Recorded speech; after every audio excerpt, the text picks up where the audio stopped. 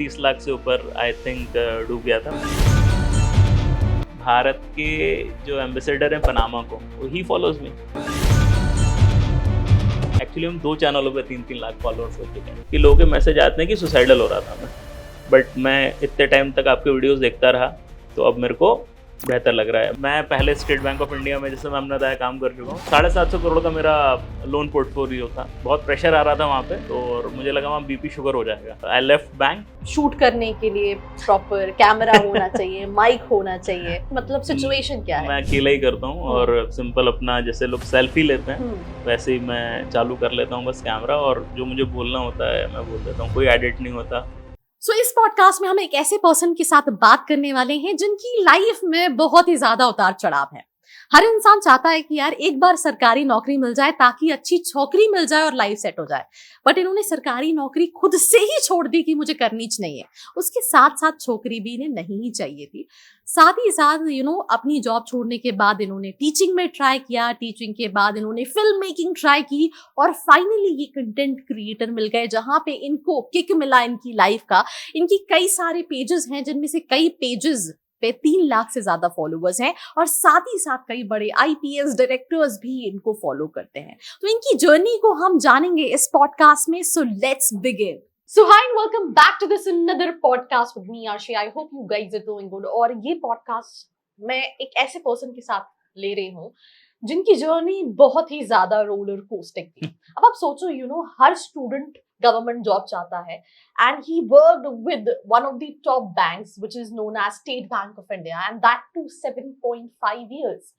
then उन्होंने खुद ही job छोड़ी। जॉब छोड़ने के बाद then he served himself as a teacher and then as a content creator and also a director। साथ ही साथ सर ऑलरेडी 40 प्लस हो चुके हैं and still happily single, right? ये भी हम डिस्कस करेंगे इस एपिसोड में। तो before starting rest of my questions, I just want you to introduce yourself so that we can take it forward। Okay, hello. तो आई एम प्रभात और मैं पहले स्टेट बैंक ऑफ इंडिया में, जैसे मैं हमने बताया, काम कर चुका हूँ 7.25 साल, और 750 करोड़ का मेरा लोन पोर्टफोलियो था। और फिर बहुत प्रेशर आ रहा था वहाँ पे, तो और मुझे लगा वहाँ बीपी शुगर हो जाएगा, तो वज़न ज़्यादा है, तो वहाँ से निकलना ज़रूरी था टाइम पे। तो फिर आई लेफ्ट बैंक। फिर स्टॉक ट्रेडिंग चालू करी थी, शेयर ट्रेडिंग करी 1.25 साल, जिसमें मैं बैंकरप्ट हो गया था। तो I lost around 30 lakhs plus. तो उसके बाद थोड़ा मतलब बहुत ख़त्म हो जाता है अंदर का कॉन्फिडेंस उसके बाद।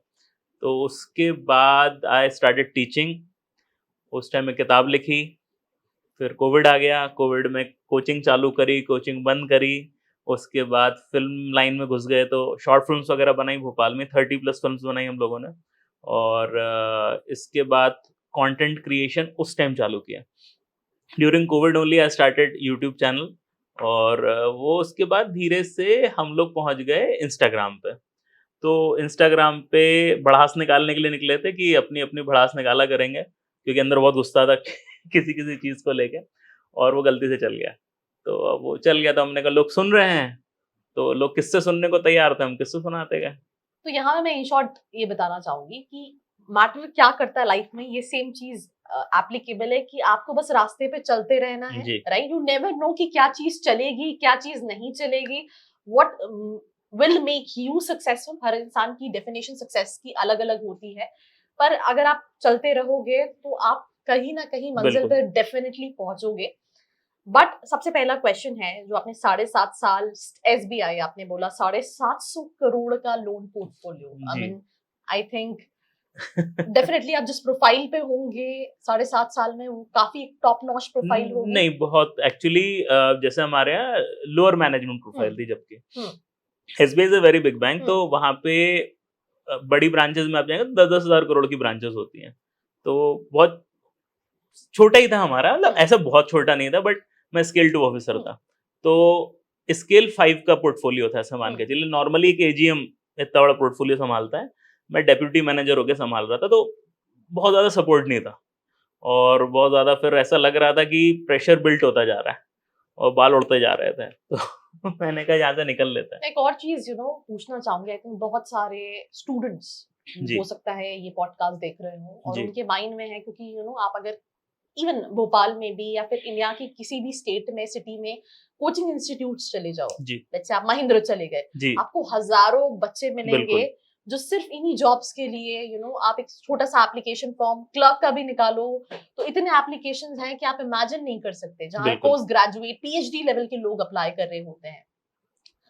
तो ये तो एक पिक्चर है जहां से हम एक सपना देख रहे हैं, कई लोगों के लिए ये भी सपना है और आप वो सपना जी रहे हैं। तो वो मेरे लिए सपना नहीं था कभी हम्म, भी। मतलब जिस दिन मैंने नौकरी ज्वाइन की थी उस दिन मुझे पता था मैं यहाँ से रिटायर नहीं होऊंगा। हम्म, तो it was never the plan कि मैं पूरे 60 साल की एज तक वहाँ काम करूंगा। मेरा एस्पिरेशन बहुत अलग था, थोड़ा क्रिएटिव साइड में ऑलरेडी था। मैं परेशान रहा इसका मतलब ये नहीं कि सब लोग परेशान रहेंगे। मेरे साथ के कुछ लोगों ने छोड़ा, बाकी तो वहीं पे काम कर रहे हैं। या एसबीआई में आपने कितने ही लोगों को सुना होगा कि उन्होंने जॉब छोड़ दी। वही मैं शायद ऐसी कंडीशन में आ गया था जहाँ पे मैं परेशान ज्यादा था। तो और प्लान्स कुछ ज्यादा ही अलग थे, जी हर जी इंसान की जी डेस्टिनी अलग होती है। डायरेक्टर बनने का यस, तो स्कूल टाइम से ही था। इसके बाद आपने चीज एक मेंशन की दैट आपने जब अपनी जॉब छोड़ी तो आपने ट्रेडिंग स्टार्ट की, जी जी जी ठीक है? तो मैं ये जानना चाहती हूँ कि आपने अपने कितने पैसे गंवाए हैं। आपने बोला आप बैंकक्रप्ट हो गए। मैं आई थिंक मैंने एग्जैक्टली हिसाब को भी नहीं निकाला, हम्म, बट 30 लाख से ऊपर आई थिंक डूब गया था ये मेरा। कौन से ईयर की बात है? ये 2016 2015-16 की बात है। चाइना ने करेंसी डिवैल्यू की थी तो इंडियन स्टॉक मार्केट एकदम से धड़ाम से गिर गया था और मैं फ्यूचर एंड ऑप्शन में ट्रेड करता था उस टाइम। तो बहुत लेवरेज, मतलब बहुत ज्यादा पोजीशंस थी मेरी, तो ओवरनाइट बहुत घाटा हो गया था। तो ओवरऑल 30 लाख प्लस है मेरा मानना है। मैंने कभी टोटल हिसाब नहीं लगाया क्योंकि इच्छा नहीं हुई कभी हिसाब लगाने की। बट हाँ, मतलब उस टाइम फिर बहुत कॉन्फिडेंस लूज हो गया था। जब ये कॉन्फिडेंस लूज हुआ तो फिर आपने अपनी लाइफ में क्या सोचा कि क्या करना है? पहले तो अपने ऊपर मतलब रोया हम्म, पहले तो अपने ये आप को। बहुत कम सुनने को मिलता है कि लड़के रोते हैं, तो अरे आमिर बहुत प्लीज आई रोते, just want you to retake. नहीं बहुत रोते हैं, ऐसा हम्म, कुछ भी नहीं है। मतलब देखिए, रोने में कोई बुराई नहीं होती और उससे मस्कुलिनिटी कम नहीं होती। लोगों का एक बहुत मिसकंसेप्शन है कि कोई रो रहा है तो वो कमजोर है। मैं नहीं मानता, क्योंकि आप मानिए ना, ऐसा बोलते हैं कि महिलाओं में हार्ट अटैक कम आता है हम्म। क्योंकि वो रो लेती हैं, तो अंदर का स्ट्रेस निकल जाता है। ऊपर से आप लोगों ने बोल बोल के कि लड़के नहीं रोते हैं, उनका स्ट्रेस बढ़ा रखा है, तो हार्ट अटैक लड़कों को ज्यादा हो रहा है। लड़कियां चाहती हैं कि लड़के ज्यादा हाँ, जल्दी बोला बोला दुनिया से हम खत्म। हमारी हमारी एज ज्यादा रहे। तो खैर, तो आप रो लेंगे ना तो क्या होगा कि आपके अंदर का बहुत स्ट्रेस निकल जाता है। तो हम लोगों ने इवन स्टडीज की, थोड़ा बहुत पढ़ा हम लोगों ने, तो पता चला कि it is one of the major reasons of, मतलब कहीं ना कहीं स्ट्रेस का। तो ये थोड़ा सा नोशन होना चाहिए, मेरा मानना है। तो पहले तो हमने अपने आप को बहुत गाली बकी कि तुम किसी काम के नहीं हो, और होता है ना कि इन्फीरियरिटी कॉम्प्लेक्स आ जाता है। आपने अपना पैसा डुबोया, आप सरकारी नौकरी छोड़ के आए, उसके बाद आपने पैसा डुबोया है, तो आपको अपने ऊपर बहुत शक होता है कि आप किसी काम के नहीं हैं। हम्म, तो 1 डेढ़ महीना तो मिनिमम उस टैंगलिंग में था। उसके बाद भगवान की दया से महिंद्रा एजुकेशन है, वहाँ पे पढ़ाने का मौका मिला। हम्म। तो वहाँ पे पढ़ाने गए, बढ़िया। तो वहाँ पे भी सारी क्लासेस से कंप्लेंट आ गई कि बोला सर तो ढंग से नहीं पढ़ाते भाई साहब। तो और मतलब लगा था कि यार एक काम तो शायद जीवन में ठीक से कर लेंगे कि पढ़ा ढंग से लेंगे, और वहाँ पे भी 12 बज गए। तो फिर उन्होंने फिर ट्रांसफर किया दूसरी छोटी ब्रांच में। तो वहाँ देन कुछ टीचिंग के मेथड्स में चेंज किया, कुछ मित्रों ने समझाया कि टीचिंग कैसे करते हैं। तो वहाँ से फिर थोड़ा आनंद आना चालू हुआ जीवन का। तो आपने कितने साल फिर टीचिंग की? मैंने अराउंड देखिए 2016 आई थिंक चालू किया था मैंने, और कोविड तक, मतलब जब वो कोविड में फिर चीज़ें खराब होने लगी तब तक रेगुलर किया था, और उसके बाद खुद की कोचिंग चालू करी थी। लेकिन वो फिर उतना चला नहीं। पढ़ा तो आज भी रहे। अब एक एमबीए कॉलेज में एज अ मैनेजमेंट फैकल्टी हूँ, गेस्ट फैकल्टी, तो वहाँ जाता रहता हूँ। तो वो तो पढ़ना पढ़ाना तो चल रहा है। बचपन में मेरे को कुंडली देख के मेरे बोला था पंडित ने, बोला इसका चलता रहेगा पढ़ना पढ़ाना। तो एक और चीज है, आपने मेंशन की कि ये कंटेंट क्रिएशन जर्नी कहाँ स्टार्ट हुई, जी, और साथ ही साथ आपने बताया आपने 50 short films, 30 sorry 30 30 short films भी डायरेक्ट की हैं। अलग अलग कैपेसिटी। हम्म, मतलब मैं हूँ और मेरा फ्रेंड है शुभम, हम लोगों ने मिलके किया। तो किसी में मैंने डायरेक्ट किया, किसी में उसने डायरेक्ट किया, लेखन मैक्सिमम का किया, एक्टिंग की किसी किसी में। तो ओवरऑल मतलब हम लोगों ने मिला जुला के 30 से ऊपर शॉर्ट फिल्म्स बना लिए हम लोगों ने उसमें। तो फिर ये कंटेंट क्रिएशन आपने, जब आप ऑलरेडी शॉर्ट फिल्म्स बना रहे थे, तो आप ये इंस्टाग्राम पे कंटेंट डालना। देखिए, वो एक अलग प्रकार का एक्सप्रेशन था, बहुत ही स्ट्रक्चर्ड होता है वो, कि भाई ये स्टोरी है, आदमी यही डायलॉग बोलेगा, ये लाइटिंग होनी चाहिए एंड एवरीथिंग। लेकिन वो हर वो चीज़ तो नहीं है ना जो आप एक्सप्रेस करना चाह रहे हो किसी को। उस टाइम मैं बहुत इमोशनल ट्रॉमा से निकल रहा था एक्चुअली। कुछ heart break kind of a situation चल रही थी मेरी। तो वो गुस्सा रहता था अंदर और सामने वाले को सुना नहीं पा रहे थे। तो कोई ज़रिया चाहिए था, जहाँ पे सुना पाएँ। तो इंस्टाग्राम को स्टार्ट उस तरीके से किया था कि अंदर का भड़ास निकाल पाएँ। अब वो किसी-किसी में लोग रिलेट कर जाते थे क्योंकि वो सबको ही भड़ास निकालनी थी। तो उसने शुभम ने कहा कि व्हाई डोंट यू स्टार्ट, तुम अपने बारे में क्यों बात करते रहते हो? मतलब तुम सामने वाले के बारे में क्यों नहीं बात करते? जो तुम्हें सुन रहा है, उसको क्या फ़ायदा होगा तुम्हारी बात सुन के? तो वहाँ अगेन थोड़ा-सा तरीका बदला। तो वहाँ से लोग थोड़ा-सा मतलब चला एकदम से भी नहीं उठा। फिर मैं बोलता गया, मैंने कहा लाइब्रेरी की तरह से बोलते जाओ, कुछ अपना इकट्ठा हो जाएगा।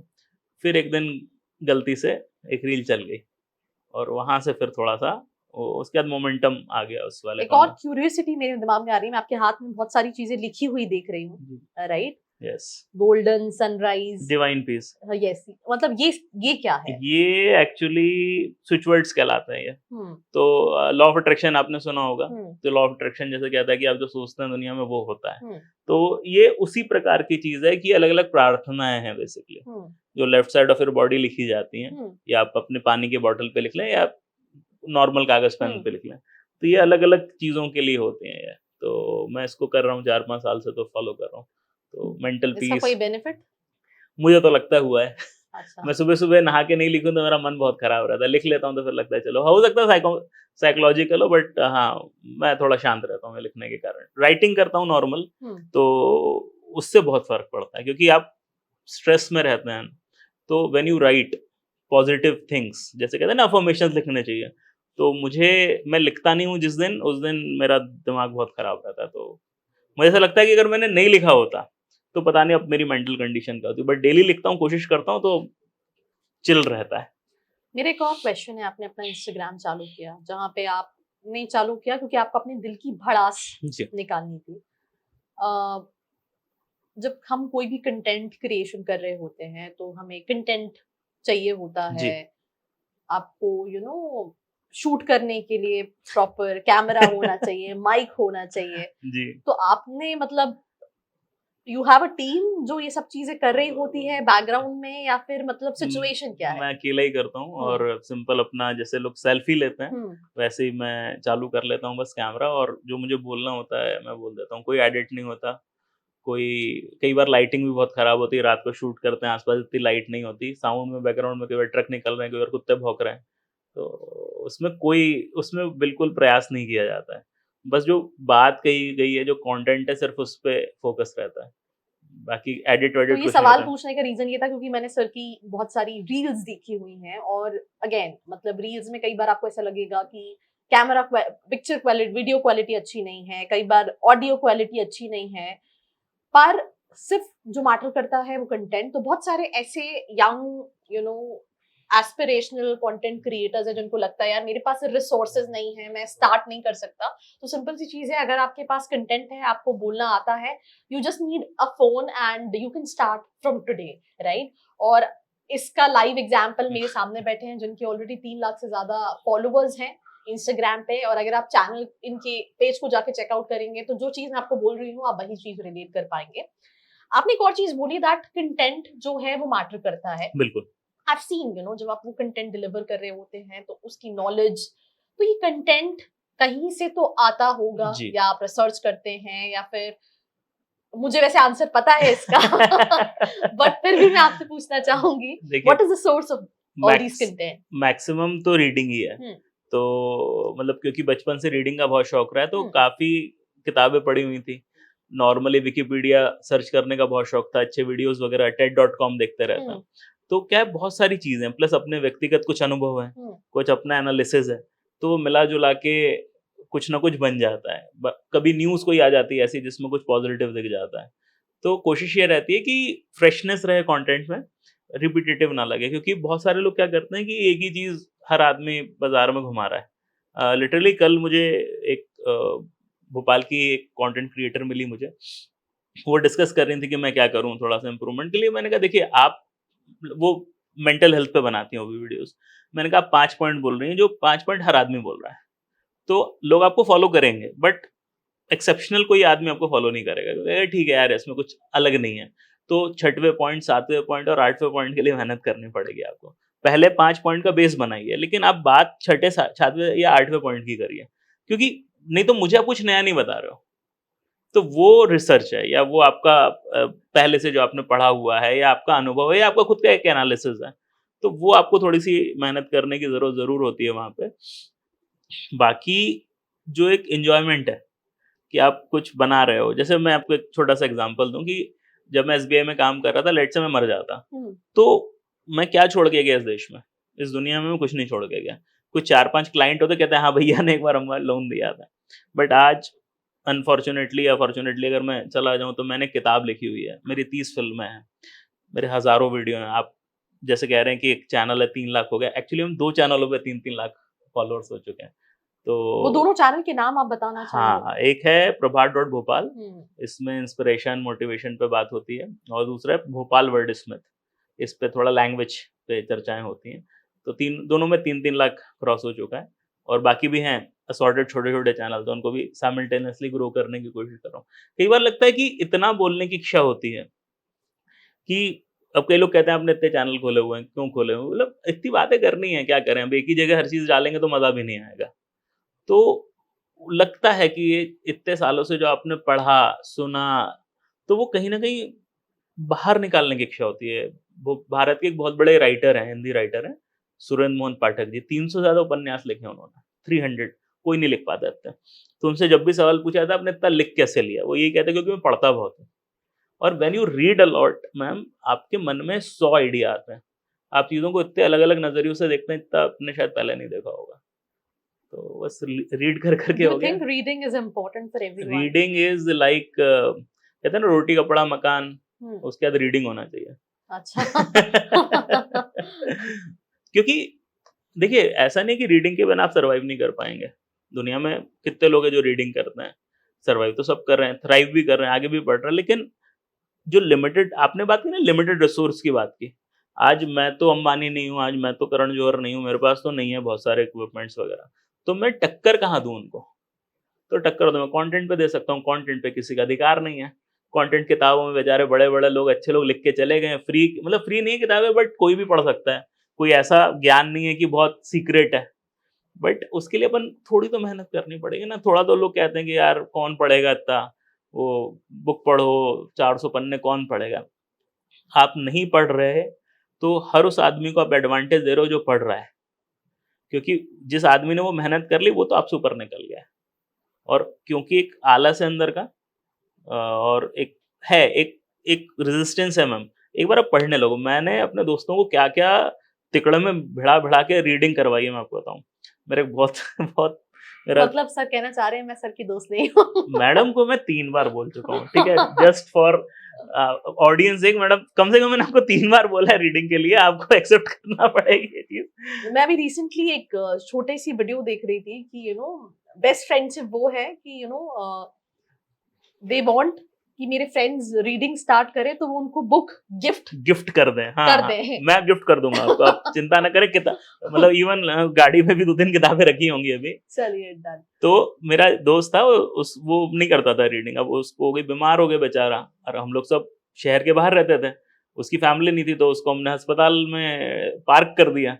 अब मैंने कहा तू बोर होगा तो उसकी किताब थमा दी मैंने। मैंने कहा अब तू बोर ही होगा, पढ़ा ही हुआ है, तो पढ़ ले। तो उसके बाद से उसको आदत लग गई पढ़ने की। मतलब ऐसे-ऐसे कर के बेचारों को धक्का मार-मार के पढ़ने की आदत डलवाई है। बट स्टिल बहुत कम ऐसे लोग हैं जो रीडिंग करते हैं। रीडिंग स्टूडेंट्स करते को हैं। बोलते रहते हैं पढ़ लो, पढ़ लो।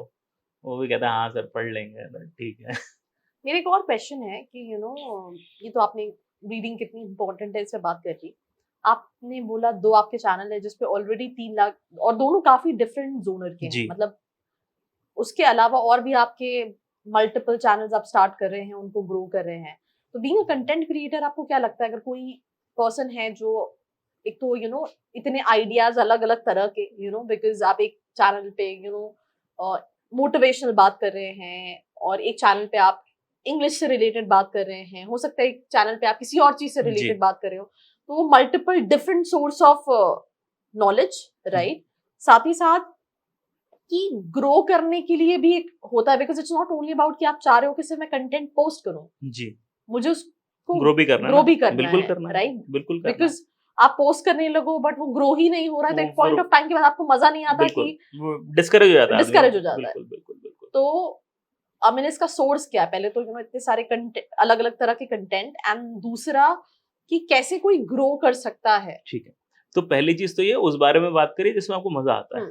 जैसे मेरे को किताबों पे बात करने में मजा आता है, फिल्मों पे बात करने में मजा आता है, फाइनेंस इकोनॉमी पे बात करने में मजा आता है, लैंग्वेज, क्योंकि लैंग्वेज क्या हुआ, मैं फिल्में देखता था अंग्रेजी फिल्में, अब उसमें कोई आदमी कोई डायलॉग देके चला गया, अब मैं हंस रहा हूँ, वो मेरे दोस्त कह रहे हैं क्या है इसका रेफरेंस नहीं समझ में आ रहा। मुझे समझ में आया कि बहुत सारे कल्चरल रेफरेंसेस हैं जो जिसका बैकग्राउंड हमें नहीं आता। मैं एक एग्जांपल देता हूँ, आई थिंक मोदी जी कई साल पहले गए थे अमेरिका, और वहाँ पे ओबामा को कहा था शायद कि मे the force B with you. अब ये जिसने स्टार ट्रैक या स्टार वॉर्स देखी हुई है, स्टार वॉर्स का आई थिंक, उसको रेफरेंस समझ में आ गया, लेकिन जिसने वो नहीं देखी उनको समझ में नहीं आया मोदी जी क्या बड़बड़ा रहे हैं वहां जाके। तो वो आपको समझ में तब आएगा जब उसके आपको बैकग्राउंड्स पता चलेंगे कि एक फिल्म का डायलॉग है। जैसे मैं आपसे कहूँ कितने आदमी थे, तो आपको रेफरेंस समझ में आ गया कि अपन शोले की बात कर रहे हैं। तो ऐसे बहुत सारे इंटरेस्टिंग चीजें हैं। जैसे मैं आपसे कहूँ कोबायाशी मारू, तो आपको ये क्या है कोबायाशी मारू, तो it is a impossible game, it is a game that you can not win. Again फिल्मों से निकला है। तो ऐसे बहुत सारे इंटरेस्टिंग कॉन्सेप्ट्स होते हैं कि आपको लगता है कि you should share it with the world, right, कि आपको लोगों को पता होना चाहिए, मजा आएगा, अपन डिस्कशन करेंगे। तो जो जो चीजें आपको पैशनेट हो आप जिसके बारे में, तो मैं उसके बारे में चर्चाएं करता हूँ। मुझे बिजनेस के बारे में बात करना पसंद है, मार्केटिंग में किसी ने नया लॉजिक लगा दिया, मुझे बहुत मजा आता है। तो बोलना किस बारे में है, तो जो चीज आपको मजा देती है, और क्या बोलना, जो आपने ग्रोथ की बात की, आपको वैल्यू क्रिएट करनी पड़ेगी।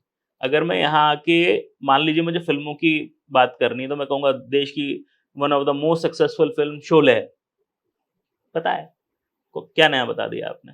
लेकिन अगर मैं आपको उससे रिलेटेड कुछ और बताऊं कि यार वो शोले में जो गब्बर का जो अड्डा था और जो गांव था, वो सेट आजू बाजू में लगे हुए थे, तो आपको मजा आएगा, अच्छा ऐसा था क्या, कुछ नया। तो आप जब तक वो नया कुछ नहीं दे रहे, वैल्यू क्रिएशन किसी भी टॉपिक पे नहीं कर रहे हो, वो आदमी को आप वही रिपीट करोगे जो 100 चैनल रिपीट कर रहे हैं, तो मजा नहीं आएगा। आधे से ज्यादा लोग आजकल क्या करते हैं कि चैट जीपीटी वगैरह यूज कर रहे हैं। तो मैम आपने प्रॉम्प्ट डाला कि फिल्म पे मुझे 30 रील बनानी है, और किसी और ने डाला, तो उन दोनों को प्रॉम्प्ट तो सेम ही मिल रहा है ना, मार्जिनल डिफरेंस आ जाएगा। उसमें आप थोड़ी मेहनत कर लीजिए, थोड़ा रिसर्च कर लीजिए, किसी से पूछ लीजिए, किसी पुराने आदमी से, वो आपको बहुत अच्छे अच्छे किस्से बता देगा। तो वो वैल्यू जैसी क्रिएट किया आपने, तो फॉलोअर कहेगा यार अच्छा है, इनको तो फॉलो कर सकते हैं। इट इज दैट कि अगर आप कंटेंट क्रिएटर बनना चाह रहे हैं तो आप किसी भी जिसमें आप इंटरेस्टेड हैं, जिस भी फील्ड में, आप उससे रिलेटेड स्टार्ट कर सकते हैं। बहुत ज्यादा मैटर नहीं करता कि आप क्या इक्विपमेंट यूज कर रहे हैं, कैसा बैकग्राउंड यूज कर रहे हैं, बट सबसे ज्यादा जो मैटर करता है कि आप क्या यूनिक, क्या अलग डिलीवर कर पा रहे हैं इन टर्म्स ऑफ कंटेंट। देखिए फर्क है, देखिए जो अच्छा इक्विपमेंट यूज कर रहा है, एडिटिंग कर रहा है, उसका भी एक बहुत बड़ा कस्टमर बेस है। मैं ये नहीं कह रहा हूँ कि उनका नहीं चलेगा, बिल्कुल चलेगा उनका, बट क्योंकि मैं वहां उनसे नहीं लड़ सकता। जो आपने एक बात की ना कि मेरा जो नेचुरल डिसएडवांटेज ये है कि मेरे पास तो नहीं है इक्विपमेंट। आपने कहा कोई बच्चा है जिसको करना है, लेकिन उसको ये लगता है कि जब तक मैं 1-2 लाख 5 लाख का सेटअप नहीं लगाऊंगा मैं कर नहीं सकता। आप फोकस करें आपके कंटेंट पे। जिस आदमी के पास ये सारा सेटअप है और उसके साथ अच्छा कंटेंट भी है, वो तो डबल अच्छा है आपसे। लेकिन अच्छी बात यह है कि मैक्सिमम, क्योंकि मैं तो बहुत अपने कंपटीशन को जज करता रहता हूँ, तो मैं ये देखता रहता हूँ कि वो कहाँ कमजोर हो रहा है। क्योंकि अगर मेरे से बेहतर आदमी जो टेक्निकली है, कंटेंट लेवल पे भी मेरे से बेहतर होने लगा, तो मैं केवल कंटेंट पे उससे नहीं लड़ सकता। तो मैं तो जज करता रहता हूँ ना कि कहाँ किसका वीक पॉइंट है, क्या मैं जो कर रहा हूँ इज इट एफिशिएंट और नॉट, तो वो चलता रहता है। और जब आपको ऐसा लगे ना कि मार्केट में ऐसे बहुत लोग करने लगे हैं, you change your game, you should be ready ना, कि मैं अभी तक ऐसा कर रहा था, सब ये करने लगा, मैं ऐसा करूंगा। तो जब तक आदमी इसके लिए यूज टू हुआ, अपन अगले पे शिफ्ट हो गए, तो उसके लिए वो फ्लेक्सिबिलिटी होनी बहुत जरूरी है। लेकिन लोगों के साथ क्या होता है कि वो चेंज नहीं करना चाहते हैं। हम कितनी बार हुआ कि मैंने कोई रील डाली, मुझे लगा बहुत अच्छी रील है, मिलियन जाएगी, वो नहीं चली, फिर लगता है यार कुछ हो गया होगा, दिक्कत एल्गोरिदम का प्रॉब्लम होगा, मैंने वही रील वापस डाली, वो फिर भी नहीं चली। और कई बार ऐसा हुआ जो रील चल गई, जो अपन कहते हैं ना तुक्के में चल गई होगी, उसको दोबारा डाला, वो चल गई। यानी at the end of the day आपको मानना पड़ेगा एल्गोरिदम है अपनी जगह, बट अगर लोगों को कोई चीज पसंद आ रही है तो वो पसंद आ रही है। तो केवल आप एल्गोरिदम पे मत मारो कि एल्गोरिदम फेवर नहीं कर रहा, अरे अच्छी लगेगी लोगों को, बिल्कुल खुद से चलेगी वो तो। तो मेरा जो नेक्स्ट क्वेश्चन है कि जैसे कि फॉर एग्जांपल जब मैंने अपनी कंटेंट क्रिएशन जर्नी चालू की थी तो हम सिर्फ वीडियोस बना रहे होते, ठीक है, व्यूज आ रहे हैं वो एक चीज है, सब्सक्राइबर्स बढ़ रहे हैं वो एक चीज है, बट वो जो किक है ना वो मिला व्हेन मैं किसी कॉलेज गई और जी, वहां पे students are coming to me, आपके वीडियोस देखें, आपके वीडियोस, वो जो फीलिंग थी, जो बहुत सेटिस्फैक्शन था, वो बहुत अलग था। तो आपकी कंटेंट क्रिएशन जर्नी में आपको ऐसा कब फील हुआ कि मतलब कि मतलब लोग, ऐसे लोग तक मेरी कंटेंट पहुंच रहे हैं, they are coming to us, जो मैं अगर इन जनरल लाइफ में रीच आउट भी करना चाहता तो पॉसिबल नहीं हो पाता। पहले हम बात कर लें नॉर्मल हम्म। लोगों की, तो अब कई लोगों के मैसेज आते हैं हम्म। कि मैं बहुत डिप्रेस फील कर रहा था आज, और आपका वीडियो देखा, बेहतर लग रहा है। हम्म। कई लोगों का मतलब ब्रेकअप हुआ है, कई लोग का फाइनेंशियल लॉस हुआ है, जॉब लॉस हुआ है, मतलब हजार चीजें हुई हैं। हम्म। तो आपने जब वो फील किया रहता है ना कि यार आदमी जब डाउन है तो वो कैसा फील करता है, उसको क्या सुनना है उस टाइम, अगर आप वो चीज उसको बोल दो तो वो कहता है चलो ठीक है, life is not that bad. Hmm. मेरे साथ भी ये बहुत हुआ ना, जब मैंने पूरा पैसा डुबो दिया, सब कर दिया, तो मुझे मालूम था ना कि उस टाइम मुझे ये नहीं सुनना कि तुमने क्या गलत किया। हम्म। वो मुझे मालूम है मैंने क्या गलत किया। हम्म। उस टाइम मुझे एक व्यक्ति चाहिए जो कहे कि ठीक हो जाएगा, हम्म। और वो व्यक्ति इस कॉन्फिडेंस से बोले कि मुझे उस पर कॉन्फिडेंस है कि हाँ भाई ठीक हो जाएगा। हम्म। तो आपको वो कॉन्फिडेंस आप तब दे पाओगे जब आप एक्चुअली बिलीव करते हो उसमें। हम्म। आपने अपनी लाइफ में देखा कि हाँ यार चीजें डाउन हुई लेकिन ठीक हो गई, मेरी हो गई, तेरी क्यों नहीं होगी।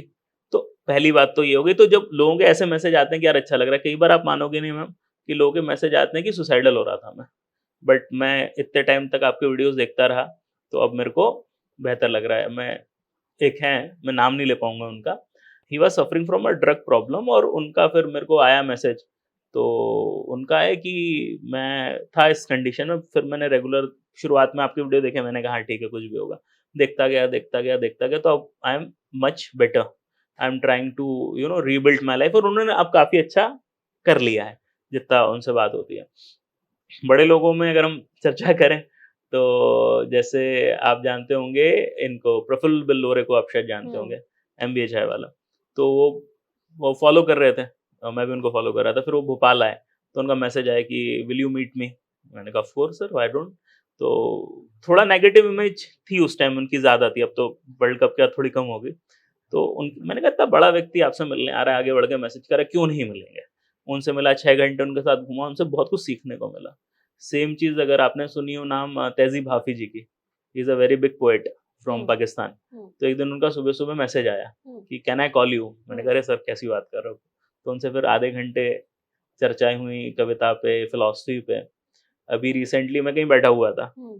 तो मेरे पड़ोस में कोई व्यक्ति बैठा था, तो किसी ने कहा अरे ये इन्फ्लुएंसर हैं। तो बोला अच्छा अच्छा आपका हैंडल बताओ मेरे को। तो मैंने बताया, उन्होंने फॉलो किया, बोला अरे महीप सिंह फॉलोज यू। मैंने क्या बात करो, महीप सिंह फॉलोज मी, वो is a very famous comedian. Hmm. वो चल रहा है ना मम्मी कैसी हैं वाले। हम्म। तो मैंने कहा वो फॉलो करते हैं? बोला हाँ। तो मैंने कहा आई डेंट रियलाइज कि वो फॉलो करते हैं, क्योंकि वो फॉलो कर रहे थे 1 साल पहले से, हम्म। तब मैं उनको आइडेंटिफाई नहीं कर पाया था। तो होता है। अब जैसे दिव्य प्रकाश दुबे जी हैं, he is a very big writer. Maniratnam की फ़िल्म में उन्होंने इवन डायलॉग राइट किए। हम्म। तो उनका मैं स्टोरी टेलिंग सुनने भोपाल में गया था। हम्म। तो अगले दिन किया हमने एक-दूसरे को फ़ॉलो। फिर अभी भोपाल में दूसरा फंक्शन हुआ, तो उन्होंने देखा मैं हूँ, तो ही केम बाय हिमसेल्फ। हम्म। अरे यार तुम आए हो करके। I was not expecting honestly, क्योंकि he is one of the very famous person in the Hindi literature scene. Hmm.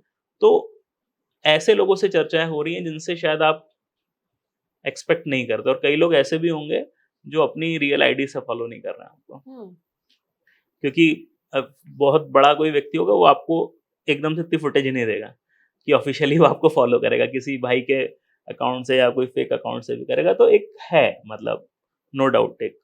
And I think that is the power of content yes creation. It is. कि आप भोपाल में बैठ के, right, without any full fledged equipments, कोई boundaries नहीं है, आप कहीं भी पहुंच सकते हैं। बिल्कुल। And that what I feel like कि आज के टाइम पे बिजनेस करना भी, कंटेंट क्रिएशन करना भी पुराने टाइम से कंपैरेटिवली काफी इजी है।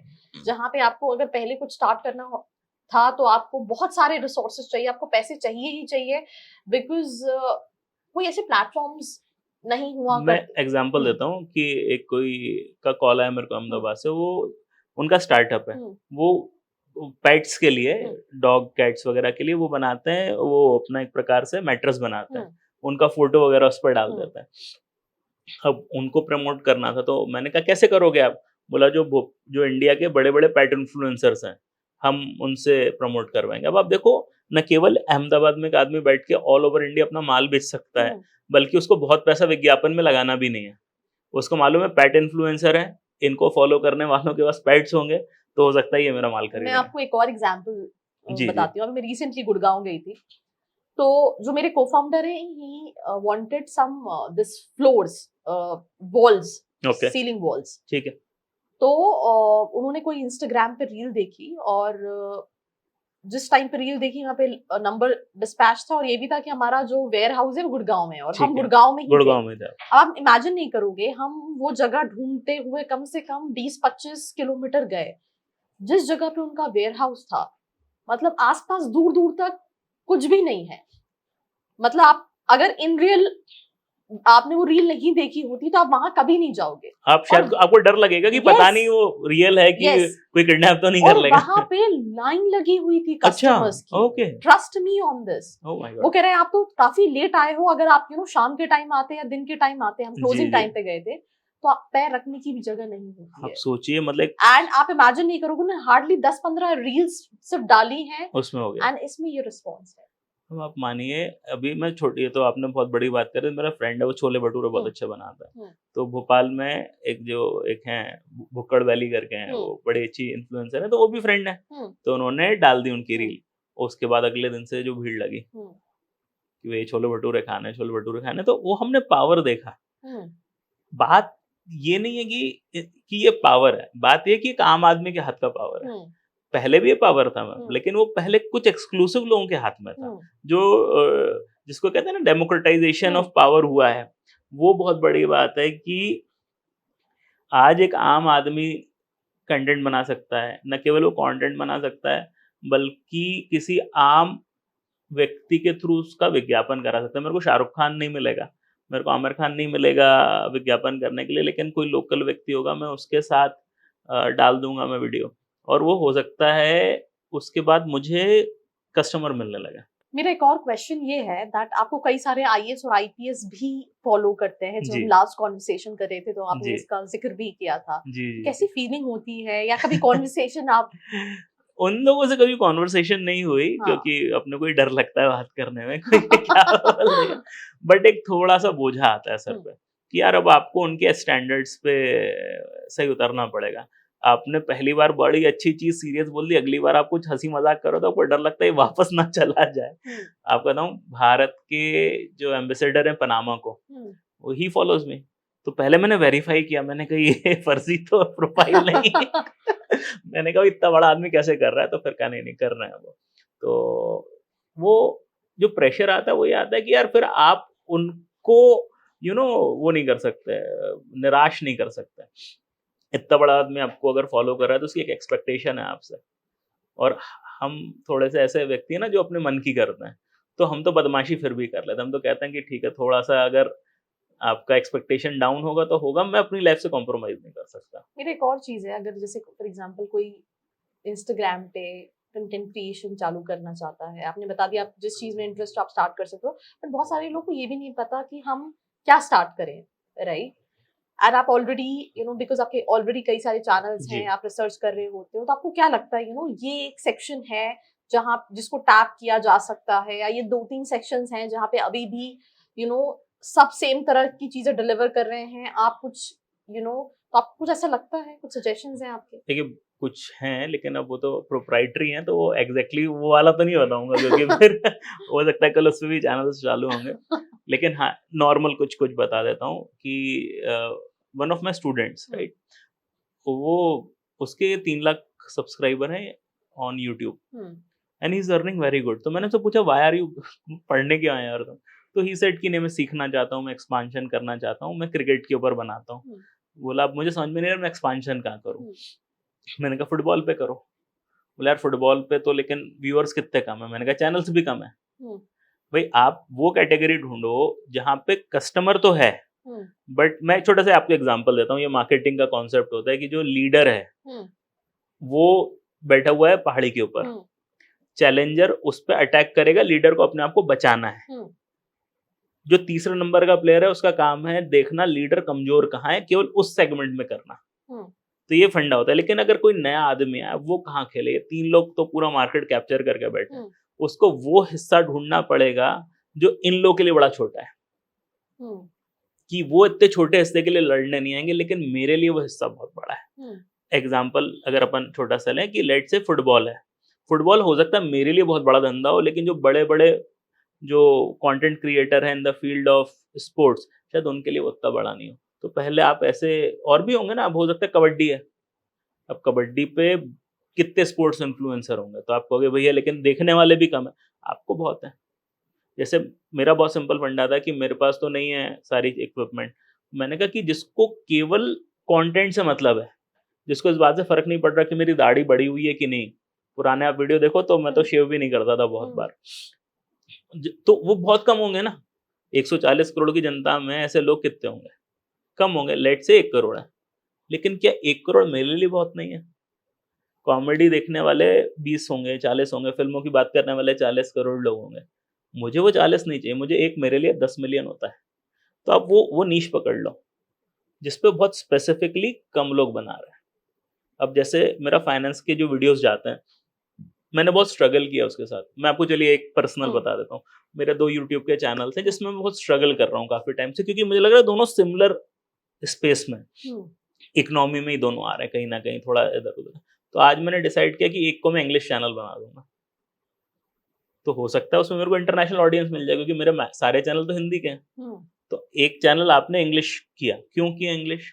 ताकि भारत में जो अंग्रेजी में बात करना चाहते हैं, प्लस हो सकता है ये चीज कोई अमेरिका में देख ले, लेकिन फिर वो कंटेंट ऐसा होना चाहिए कि अमेरिका वाले को रिलेवेंस लगे। भाई अब मैं उससे अगर हिंदुस्तान की ही बातें केवल करूंगा इंग्लिश में, तो उसको कोई रिलेवेंस नहीं, फिर मेरे को यहाँ पे इंटरनेशनल जाना पड़ेगा। तो मेरे लिए भी चैलेंज है, बट मैंने कहा ये एक स्पेस दिखा मुझे। तो यू कीप ऑन रीडिस्कवरिंग कि कौन सी ऐसी जगह है जहाँ पे लोग बहुत कम है, जहाँ पे मैं लड़ लूंगा। अच्छा अगर नहीं करना है इतना ईजी खेलना है, फिल्मों पे बनाओ आप, आपको मत मत मत लगाओ दिमाग। फिल्मों पे तो आपको कस्टमर मिलेगा, सिंपल न्यूज उठा के बोल दो आप, कुछ समझ में नहीं आ रहा है तो, आपको कुछ समझ में नहीं आ रहा क्रिकेट पे बना दो आप। तो 2-4 सेगमेंट तो ऐसे हैं कि जिसपे आप कभी भी खड़े हो जाओ। स्टॉक मार्केट पे बनाओ वीडियो आप, बस रिकमेंडेशन मत देना, वो आप अलाउड नहीं है आपको देना, आप सेबी रजिस्टर्ड नहीं हो, बस बता दो ये हुआ वो हुआ आईपीओ आया ऐसा वैसा। ये तो ऐसे कोई भी कर लेगा, बाकी हिम्मत करने दो थोड़ा सा, फिर ढूंढिए। एक और चीज जनू कि मैं कुछ और सेट ऑफ क्वेश्चंस आपसे जो पर्सनल क्वेश्चंस है वो पूछूंगी, बट उससे पहले आपने बहुत ज्यादा बात की रीडिंग से लेके, एंड ये आपका सोर्स ऑफ कंटेंट भी है जी। तो जैसे आपने बोला बहुत सारे लोग कंटेंट मतलब रीडिंग नहीं करते हैं जी। एक वो जो हेसिटेशन होता है, बिकॉज मैं भी रीडिंग नहीं करती हूँ, मतलब हम सोचते तो कई बार है, या फिर जब भी हम कई बार मैंने 1-2 बुक्स उठाई हैं, बट उनकी जो लैंग्वेज होती है हाँ। वो इतनी ज्यादा आपको डिफिकल्ट लगती हैं, या फिर आप सोचते हो यार मतलब मजा नहीं आ रहा है। उसको एक्चुअली गलती कहाँ होती है मैं आपको बताऊँ। जैसे हम लोग जब बोलते थे बच्चों से कि इंग्लिश सीखो, तो सबसे बड़ी गलती करते थे, बोलते थे इंग्लिश न्यूज़पेपर पढ़ो। वो सबसे बड़ी गलती है, क्योंकि इंग्लिश न्यूज़पेपर की लैंग्वेज बहुत ड्राई है। उसको इस प्रकार की लैंग्वेज यूज करनी है कि किसी को भी ऑफेंड ना हो जाए, कुछ गलत ना बोल दे, वो गाली गलौज नहीं कर सकता, वो ह्यूमर नहीं ला सकता, उसके बाद बहुत रिस्ट्रिक्शन है, तो वो पढ़ के आपको मजा नहीं आएगा। तो आप ऐसे राइटर्स को पढ़ना चालू करो जो आपको एंटरटेनमेंट दे। अब आप शुरुआत करते हो नॉन फिक्शन से, अब नॉन फिक्शन में वो एंटरटेनमेंट होता नहीं है, वो एंटरटेनमेंट आपको फिक्शन में मिलेगा, कि जहाँ पे राइटर अपने अंदाजे बयां में हंसी मजाक भी कर रहा है, लाइटर बातें भी कर रहा है, तोड़ मरोड़। जो आप रिकमेंड करना चाहें? चेतन भगत से स्टार्ट करिए, मतलब क्योंकि उनकी हमने तो वहीं से स्टार्ट, हमने तो खैर अगाथा क्रिस्टी पढ़ा था पहले, बट चेतन भगत क्या है, आपको नॉर्मलाइज करा देते हैं रीडिंग के साथ। उनकी इंग्लिश बहुत आम आदमी को समझने वाली है। जो सबसे बड़ा स्ट्रगल होता है ये होता है कि मैंने किताब उठा ली, मैं पूरी नहीं कर पाऊंगा, ये चेतन भगत के साथ स्ट्रगल नहीं होगा आपको। अब लोग क्या उनको जज करते हैं, उनका कंटेंट ये हो, भाई साहब आप पढ़ें, जज बाद में करें किसी को। उस व्यक्ति ने देश में बहुत लोगों को अंग्रेजी पढ़ना सिखाया है। या फिर आपको जैसे नॉन फिक्शन स्टार्ट करनी, तो अब आप चालू करोगे, जैसे जो इकोनॉमी की पहली किताब मानी जाती है, वो मानते हैं द एडम स्मिथ की किताब है। अब वो पढ़ोगे वो आपको नहीं समझ में आएगी, वो मुझे ही समझ में नहीं आती, तो आप पढ़ो the psychology of money, easy language. तो easy language should be your first priority rather than की बड़ी किताब पढ़नी, तो उससे आप धीरे धीरे बिल्ड कर लोगे। अब एक और मेरा क्वेश्चन है कि आप ऑलरेडी 40 प्लस हो चुके हैं और अभी भी आप सिंगल हैं, राइट? तभी And- इतने चैनल चला पा रहा हूँ। तब ये कहना चाहते हैं शादी नहीं करनी चाहिए। मैं नहीं कह रहा हूँ, मैंने नहीं की, मैं ऐसा बोल रहा हूँ। मैं पटा नहीं पाया किसी को। मैंने प्रयास किए थे 2 बार। हमारे इससे पहले भी डिस्कशन हो चुका है कि आपका भी बहुत बड़ा हार्ट ब्रेक भी 2 बार 2 बार हुआ जी। है, एंड उसके बाद आप एकदम टूट से चुके थे, हाँ। राइट? तो सबसे पहला क्वेश्चन कि अमन, बहुत प्रेशर होता होगा फैमिली से भी, एंड पहले एक होके एक और खत्म हो चीज गया। लगती है कि इतना आप इस एज पे आ गए हैं, क्या अकेलापन फील होता है? देखिए, वो फैमिली प्रेशर पहले था, वो खत्म हो हम्म, चुका है, वो उस टाइम झेल लिया। हम्म, हार्ट ब्रेक रिसेंटली हुआ था, हम्म, तो वो था, बहुत स्ट्रगलिंग पीरियड था, लेकिन उसने बहुत इंटरनली आपको स्ट्रांग किया। हम्म, स्पिरिचुअली जितनी भी ग्रोथ आई है वो वहीं से आई है। हम्म, जो आज 4 लोगों को बोल पाते हैं ना, यार ठीक हो जाएगा, हम्म, वो कहते हैं बिखरा हुआ हूं मैं, बोला नहीं, वो जुड़ जाएगा, क्योंकि मैं जुड़ गया तू जुड़ जाएगा, हम्म, समथिंग ऑफ दैट सॉर्ट।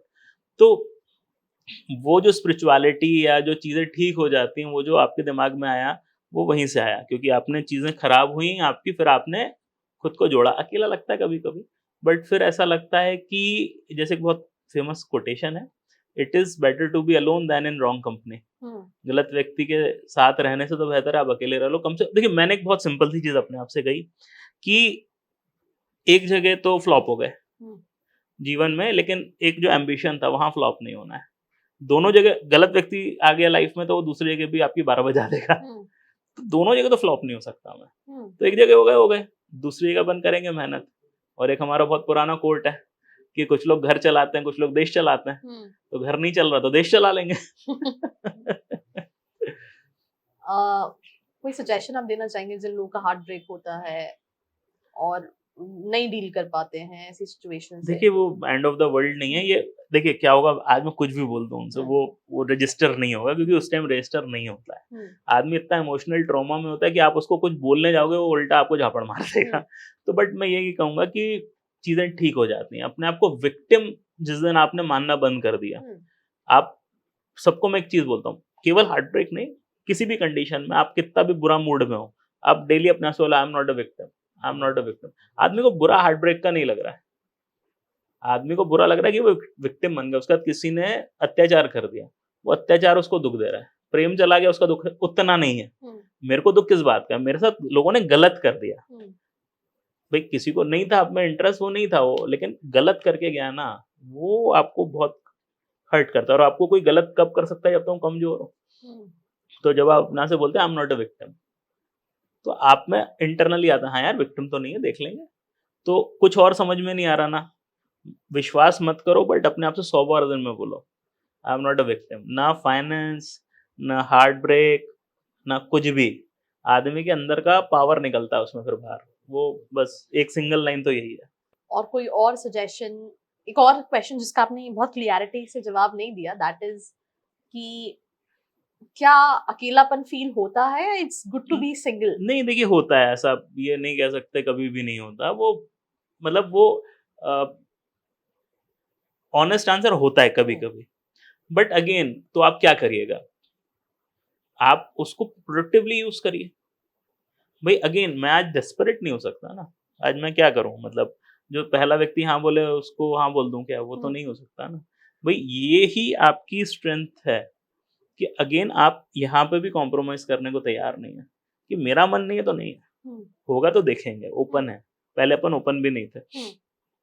तो लेकिन अगर at the end of the day एक रिलेशनशिप आपको दुख दे रहा है, कितने मैम मैसेज आते हैं, आप मानोगे नहीं कि मैं दुखी हूँ, मैं दुख में, लड़का है लड़की दोनों, नार्सिसिस्ट है सामने वाला, और मतलब मारता है मुझे, या मतलब दहेज के कितने आते हैं। कई बार लोग बच्चों के साथ घर छोड़ के जा चुके हैं, ऐसे भी आते हैं। और कई लोगों का उल्टा आता है, बोला हाँ हो रहा है, ठीक है, कोई दिक्कत नहीं। तो मतलब हर प्रकार का व्यक्ति।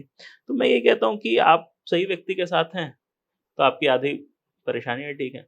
उल्टा वो अगर आपके एम्बिशन से भी आपको रोक ले, आपकी ग्रोथ से भी आपको रोक ले, तो फिर दिक्कत आती है।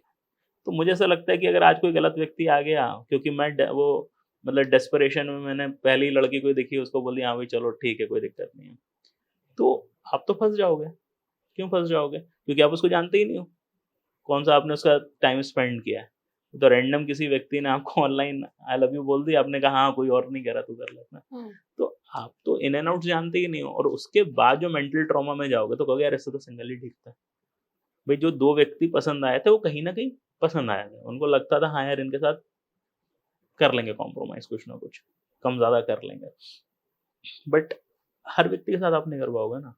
तो मेरा ये मानना है कि ठीक है, मतलब जो व्यक्ति आना होगा वो नेचुरली आ जाएगा, नहीं आना होगा तो वो नहीं आएगा। मैं अपने आप को ऐसा विक्टिम नहीं मानूंगा, क्योंकि वो जो बीच में विक्टिम मेंटालिटी थी वो धीरे धीरे मैंने कतरा कतरा करके कम करी है। तो ठीक है, आई एम हैप्पी, अब चीज़ें अच्छी हो रही हैं, जीवन में ग्रोथ आ रही है, तो जो सक्सेस होती है ना मैम, वो आपके हार्ट ब्रेक को कम कर देती है। ये लोग मानते नहीं है। आदमी पैसा, मैं भी नहीं कमा रहा हूँ पैसा ना, बिल्कुल ऑनेस्ट लेकिन जिस दिन पैसा भरपूर कमाऊंगा उस दिन कुछ अंदर कोई किसी के खिलाफ कोई गिला नहीं बचेगा, क्योंकि तब मैं बड़ा आदमी बन जाऊंगा। और बड़ा आदमी फिर जिन छोटे लोगों ने उसके साथ कुछ अत्याचार किया फिर वो केयर नहीं करता। वन लास्ट चीज जो भी जी। आप ऑडियंस को बोलना चाहेंगे। मैं बस ये कहना चाहूँगा कि लाइफ मिली है खुश रहने के लिए, और आपके पास चॉइस है कि आप खुश रहना चाहते हैं, आप दुखी रहना चाहते हैं। लोग गलत करेंगे आपके साथ, लेकिन अपने आप को विक्टिम मत मानिए, क्योंकि जिस दिन आप अपने आप को विक्टिम मानने लगते हैं, यार इसने मेरे साथ गलत कर दिया, तो यार किया उसने गलत, तुम्हारे साथ तो रोते रहोगे क्या जीवन भर? थोड़ा सा हार्ड है, और मैं बस, क्योंकि अपने आप से मैं यही कहता हूँ कि यार मतलब वो व्यक्ति तो डिफाइन नहीं करेगा ना तुम्हारी जिंदगी तुमको, वो तो आपको डिफाइन करनी है। उसको बोलते रहो कि उसने गलत किया, लोग भी कहेंगे हाँ भाई गलत किया, तो आप अपना जिंदगी खराब कर रहे हो। मतलब वो कहते हैं ना, कुछ भी हो जाए जीवन में, get up, dress up and show up and never give up, ये बड़ी फेमस कोटेशन है, तो बस उसी पे चलता रहता है काम। सो आप भोपाल से हैं, what do you like about Bhopal? वैसे तो ये झीलों की नगरी कहलाती है। भोपाल में वाइब है, और जब हम दूसरे शहरों में नौकरी कर रहे थे, गुजरात में खास तौर से, या बैंगलोर गया था, तो बड़ी झील को तो, मतलब बड़े तालाब को, लेक व्यू को तो बहुत मिस किया। और जहाँ आपके लोग रहते हैं वो आप उस जगह को मिस करते हैं, क्योंकि हमारे तो सारे लोग यही हैं, फैमिली फ्रेंड्स तो, और यहाँ पे कहते हैं सुकून तो है। आप एग्जाम्पल लीजिए, मतलब ऐसा पता नहीं सही है कि नहीं, ऐसा मानते हैं कि जो पानी होता है एक शहर का, वो शहर के कैरेक्टर को डिफाइन करता है। जहाँ आप देखते हैं वो नदियां हैं, वो बहुत फ्लो वाली जगह है, वहाँ पे बहुत वाइब्रेंसी लगती है। लेकिन जहाँ का पानी ठहरा हुआ, हमारा बड़ा तालाब ठहरा हुआ, कहीं ना एक ठहराव देता है आपके शहर को, तो वो तो है। और मतलब ऐसा बिल्कुल वो नहीं लगता कि भागो भागो भागो, एक है, एक बढ़ने के भी आपको है पोजीशन कि आप आगे जीवन में बढ़ सकते हैं, प्लस ये भी है कि मरो मरो मत, आराम से पहुंच जाएंगे। 5 चीजें जो आपको लगता है भोपाल की आपको बहुत ज्यादा पसंद है।